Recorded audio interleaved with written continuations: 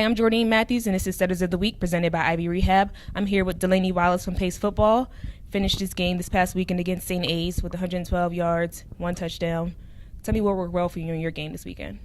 Really, a lot of those yards came from wildcat formation with me coming at the quarterback position and my man Scotty at the tailback position. What really worked is just having both of us in the game together. With him, if you kind of stay and try to cover me, he's going to eat you for 5-10 yards. He's a big back. He's hard to bring down. And then once they get scared of him, it makes it easier for me to just kind of skirt around the outside and get the explosive plays in the long yards. So really it's a combination of just having both of us in the backfield and having the O-line really buying in and really blocking hard for us.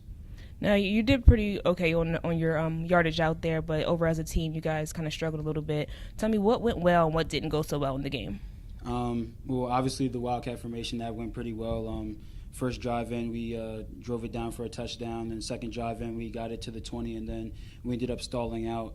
And those were really our only 2 drives with that formation. So that definitely worked. What didn't work was just, I guess, finding a rhythm in the regular formations with the QBs and all that stuff, getting the pass game really going, and really capitalizing on first down opportunities. What really killed us was not getting those 4 yards that we want on first down, which kind of sets us back and allows us to have third and longs and things along those natures which are harder to convert. So we just definitely need to work on starting off stronger and really creating a rhythm. When you go 3 and out, you can't create a rhythm, which means the offense goes off the field faster, defense is on the field longer, and they get tired. So it's just both sides of the ball just coming out with energy and creating a rhythm for everybody. Now, you guys are playing another game on the road this weekend against LIU Post. A lot of what you just said has to kind of get put into play this weekend. Where do you see kind of like the gameplay going? Do you see it kind of like feeding back off last week's game, or do you guys see you guys trying something completely different? We're going to find out exactly what the game plan is when we go with the coaches on Tuesday. But me personally, I think we'll probably go back to a little bit more of the wildcat stuff, just me and Scotty in there kind of feeding off each other's energy. But also definitely I feel like we're definitely going to try to get the passing game really going and use the play action when they're biting on me or Scottman in there, or even Marquise Pickering in there, kind of taking our shots and making them back off. And I think if we get that good rhythm of run and pass and really get everybody involved, the offense will do well. And if the offense does well, it'll feed into the energy with the defense, and hopefully we come off some of those injuries that we had. We had a lot of injuries in the secondary this week, which could have hurt us. So we get a lot of our players back this week. So I think that'll also really be big to helping the team out as a whole. I'm sure it's going to kind of start picking itself back up for you guys pretty soon. And, of course, you guys didn't kind of get the outcome you wanted this past weekend. But, like I said, you finished with 112 yards and a touchdown. So how does it feel being named Setter of the Week? It definitely feels good. A little hollow since we didn't get the win, but it definitely feels good. Hard work pays off. But hopefully next week I'll be back here next week and we'll come back with a W. That's always the main goal.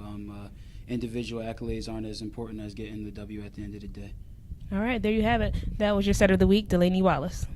Jordan Matthews here again with your Setter of the Week from Pace Women's Cross Country Team. Mariah Jno-Charles competed this past weekend in the NE10 Championships, placed 19 overall. How do you feel? Pretty good. I'm pretty proud of myself for coming 19th. That was like my overall goal, to be like top 21. So I'm proud of myself for doing that. You also made all-conference third team, second setter to do so in the last 2 years. What do you think went well for you, or what do you think you could have done better or have done in your race this past weekend? I don't think I could have done anything better because that was everything I had. You out there and gave it your all. Yeah, so like my goal was just to make all conference. Like it didn't matter what team. Just because like Sarah did it last year, so like now it was my turn. So like I feel like I really had to like give everything to be all conference. And you're only a sophomore, so you have a long ways to go to kind of get to that first team level that you want to get to. All right, now we have to ask, coming up in the next 2 weeks, you guys have regionals coming up. What are you looking forward to at that? So regionals last year, I came in the 40s, I think I did. So my goal right now is to just beat 40. Like I want to be top 30, It doesn't really matter about time for me because, I think I'm faster than last year, so I'll probably beat my time, but I just want to be in a better place overall. All right, we have to ask you, how does it feel being named Setter of the Week? Good. There you have it. That's your Setter of the Week, Mariah Jno-Charles.